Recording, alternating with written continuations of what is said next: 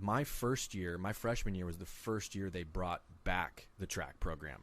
It was like the first time since like the late 70s that they had a track program. And I was actually like the first person to ever sign to be on it. But I also was playing ball there as well. And I remember like going into that first camp a couple weeks right before my freshman year.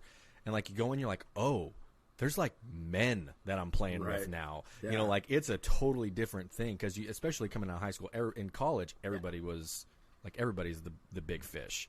You know, like that's everybody always is when they get to college. And then like I just remember thinking like walking around like there's a dude like he's married, like this guy's got a wife.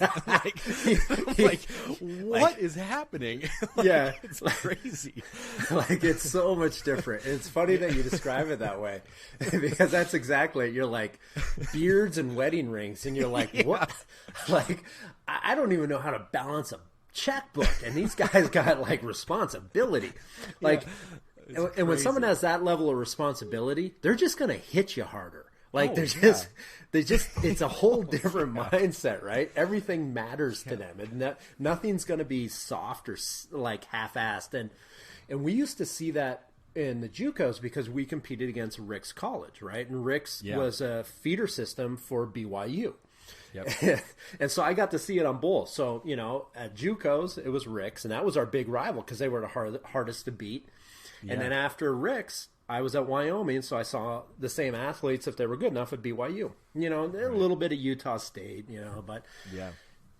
And that's when I think back on it and I describe it. You know, I use like the LDS or the Mormon Church as a good example of this because a lot of these guys are all 2 years plus older. 2 years older, exactly. When they come into the system, and anybody that's had to compete, especially against a freshman from BYU or a freshman from Rick's, and you're like, he's balding. The dude is losing his hair, right? Like there's some that happens from that 18 to 21 range where a lot of people become men. Like they really become men. And you're like, oh, that guy's just bigger and stronger than I could be right now. Like I'm not there. I need time to catch up with that guy. So if you're beating him, you know you're going to be fine down the road. But at the same time, you're like we knew when it came conference time, it was between us and Rick's, right? Because they were all bigger and stronger than everybody else.